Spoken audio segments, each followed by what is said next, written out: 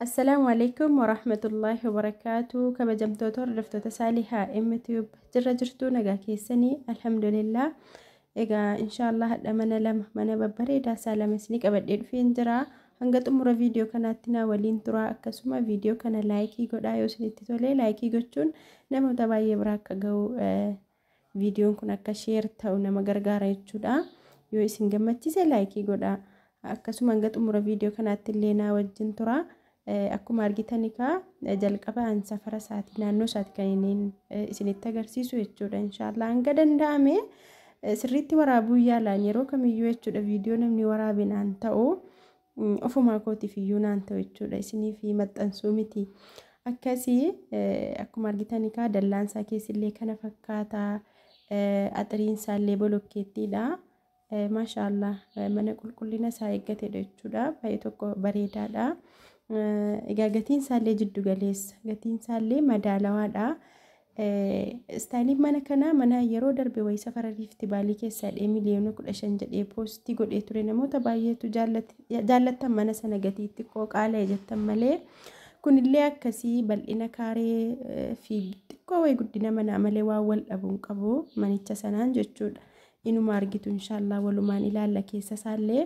Akkuma argaa jirtan kun koolidariidha. Namatu natti dhufeenyaan irraa gadi qabee kun koolidariidha.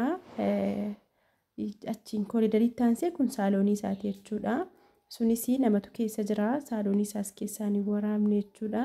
Maaliif viidiyoon kun miidiyaa irra gadhiifama gatii ta'e jennaan akkam viidiyoo waraabaaru ittuma himee waraabe garuu namni jala achiin jedhu maal godhama gaa.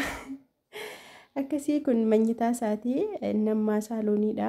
Kun manyitaa isaatii akkuma argitan maashaallah. Kunillee akkuma saaxinii isa girgiddaatti walitti godhamedha. Shaawar beetii shinti beetii of keessaa qaba. Viidiyoon dheerachuu ni sugaa garuu maaliif seeraan waraabamuu qaba. Sirriitti yoon irra fiffiiskee amma viidiyoo kana sissi'achiisuu nan danda'a daqiiqaa gabaabsuudhaaf. Garuu seeraan akka laaltan wedheen egaa viidiyoo qassi godheefuma waraabee kun shaawar beetii fi shinti beetii isaatii innillee akkuma argitanuu dukkana ture ibsaan ibsee kana fakkaata jechuudha. Mana bareedaadha. Mana qulqullinaan ijaarame jechuudha. Namoonni bitachuu barbaadanii maatii biyya keessaa nama seeraan akkasiin barbaadanitti maatii isinii ijaaru yoon qabaanne mana qullaa akkanaa bitachuu isinii wayya. Maaliif fakkeenyaaf lafa duwwaa bittanii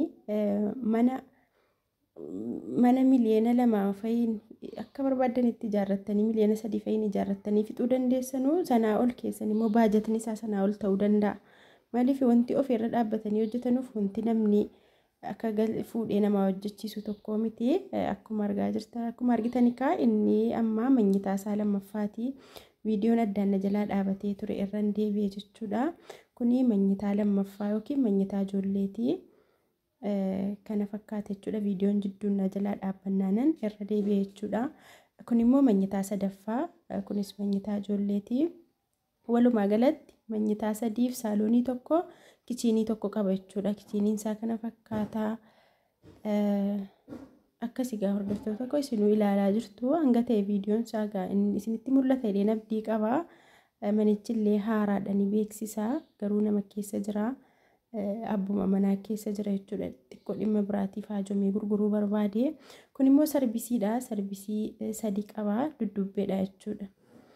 Akkasii gaa kana fakkaata. Bal'inni lafa kanaa kaaree 200 waan hunda guuttateera. Kaartaa pilaanii qaba. Gatiin isaa miliyoona 8 gatiin gurgurtaa isaa jechuudha. Akkasii namoonni bitachuu barbaadan egaa safarri isaa safara riifti baalii kan jedhamudha. Safara baay'ee tokko bareedaa safara jaallatamaa kan ta'e jechuudha. Magaalaa Jimmaa keessaa safara riifti baalii manni naannoo kanaa hundinuu bifa tokkoon kan ijaaramedha. Akkasii kunoo karaa bukkee isaallee achi ol isinitti agarsiisa. Bukkeedhaan hanga ta'e dhumee ijaaramee mala isaa guddatee bal'inni kaaree isaa 200 gatiin isaa miliyoona 8 namoonni bitachuu barbaadan lakkoofsa asirratti argamuun na dubbisaa. Akkasii kun immoo mana biraati.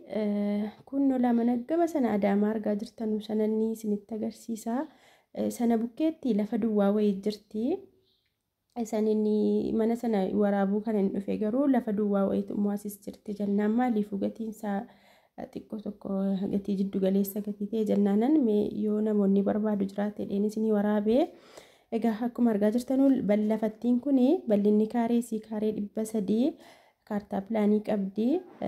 Gatiinsi $1.8 gatiin gurgurtaasi jechuudha. Akkasii namoonni bitachuu barbaadan egaa itti dhihaadha. Safarri isaa qocii giriiniidha. Giriinii egaa namoonni Jimmaan keessa jirtan ni beektu abdii qaba.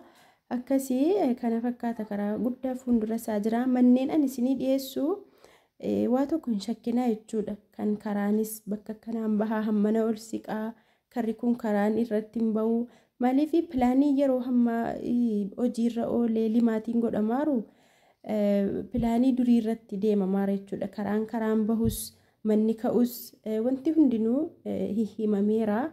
Siluma beekamaadha jechuudha. Waanuma pilaanii dur bahee jirutu amma hojiirra oolaara jechuudha. Akkasii malee wanti siichi lafa Jimmaa fi pilaaniin bahee pilaaniin haaraa bahee manni kaartaa qabullee akka jirutti ka'aan jiru namni akka hin taanetti hubate jechuudha. Inshallah sana viidiyoo biraatiin waan namoota waa'ee kanarraa hubannoo hin qabne callume dhamee Jimmaan keessaa mana takkas taarasa jedhu inshallah hubannoo amma ta'e ibsuu nan yaala inshallah viidiyoo biraatiin jechuudha. Akkuma argitan mana kana waraabuu dhufee manni kun duraan hin kireeffamne ture garuu kireeffamee namni kireeffate gibbii qollofatee bahe jechuudha. Akkasitti mana hin jiranu keessa seenee isinii waraabuu hin dandeenye garuu namoonni bitaan dhugaa taatanii inshallah irra deebi'ellee isinii waraabuu nan danda'a. Manni kun mana ajaa'ibaati. Mana baay'ee tokko bareedaadha. Mana isaa ammaa sana caala jechuudha. Akkasii inni kunis gatiin isaa $1.8 garuu manni isaa bal'inni lafa isaa keessoon isaa wanti hundi isaa walitti hin dhufu. Walumaa galatti manni kun 28,000 tti kiraayee jira ji'aan jechuudha. Manni guddaan 20,000 sarbisiin boroo 8,000 kireeffamee jira. Walumaa manuma Adaamaa argaa jirtanu sana gaalaa gibbiin isaa gimbii ta'ee duddubbeen isaa kunnuun Adaamaa qorqorroo sanaa $1.8 gatii isa dhumaa jechuudha. $7.5 kennamee fi didanii 8 maleedhanii. Akkasii bal'inni lafa isaa kaarii 300 wayii inshallah egaa keessa galee isinitti agarsiisuu hin dandeenye guyyaa biraa namoonni bitaa dhugaa yoo jiraate keessa galee isinii waraaba.